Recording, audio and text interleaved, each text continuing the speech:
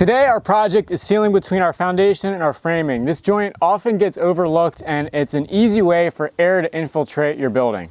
This can be a little bit tricky because there's two different planes between the foundation and framing. Our framing overhangs the foundation about a 1/2 inch. You basically have two options. You can either use tape or liquid flash. For a tape product, you could use something like Siga Fentrum. It's a really tenacious tape that can stick to both concrete and wood, and it bends around this joint. But in our case, I'm opting to use a product made by the same manufacturer of our sheathing, which is Huber. They make a product called Liquid Flash, and it is a really sticky, rubberized membrane coating that can stick both to masonry and wood, and it will wrap up around here. What I really like about Liquid Flash is it allows me to wrap it over and into really tricky areas like door jambs. The Siga tape can sort of do this, but I don't think it's as clean of an install, and I don't think it'll be as waterproof in the long run. The first step of applying the flashing is to put some masking tape on both the foundation and the framing. This isn't required, but this is just so that we get clean lines when we apply the flashing, and it works similar to paint where you can easily remove it. Another benefit of using any sort of base joint flashing is that it prevents the OSB from wicking up any moisture.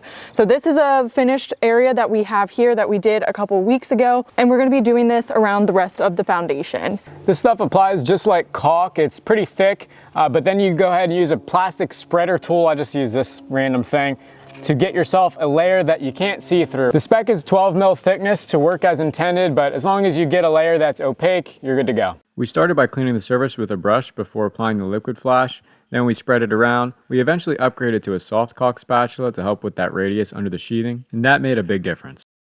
And before this gets too tacky, just remove the tape. You have a nice clean line.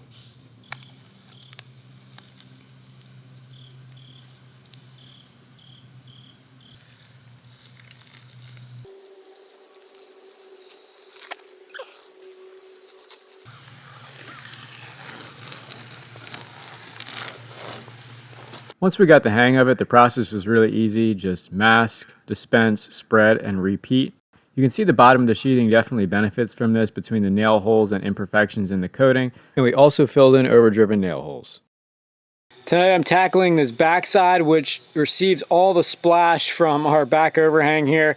We don't have any gutters yet. So I took a coarse bristle brush and brushed off all the loose dirt, and now I'm going over it with the rag, both over on the masonry and on the sheathing, and wiping off all the fine dust. Got our cheap masking tape going about an inch above and below the sheathing joint. As we move towards winter, it gets darker quicker and quicker in the evening, so thank goodness for battery-powered flashlights and my spotlight. Starting off with the bead right in the corner here. Then I sort of push it into the wall because it will drip.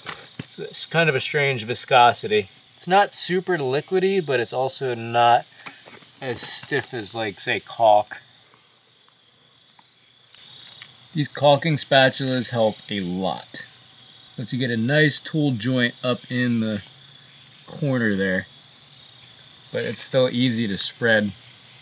And I'm just trying to cover everything to get a nice opaque coat.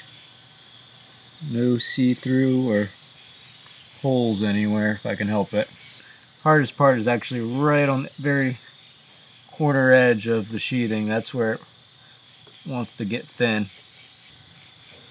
Definitely not easy on the back after doing 40 feet of this in a row. Although it took about a day to cure, this liquid flash turned into a really solid rubber membrane. It's very tough, and it definitely is not going to be peeling off anytime soon. So despite being a little bit of extra time and work, I think this step was well worth it, and I would definitely do it again. The versatility of the liquid flash definitely works in your favor between filling nail holes, this base joint, working around tough joints in doors and windows. So overall, I'd recommend the product. Check the links in the description for purchasing. I was only able to find this stuff on Amazon. As always, thanks for watching, and we'll see you on the next one.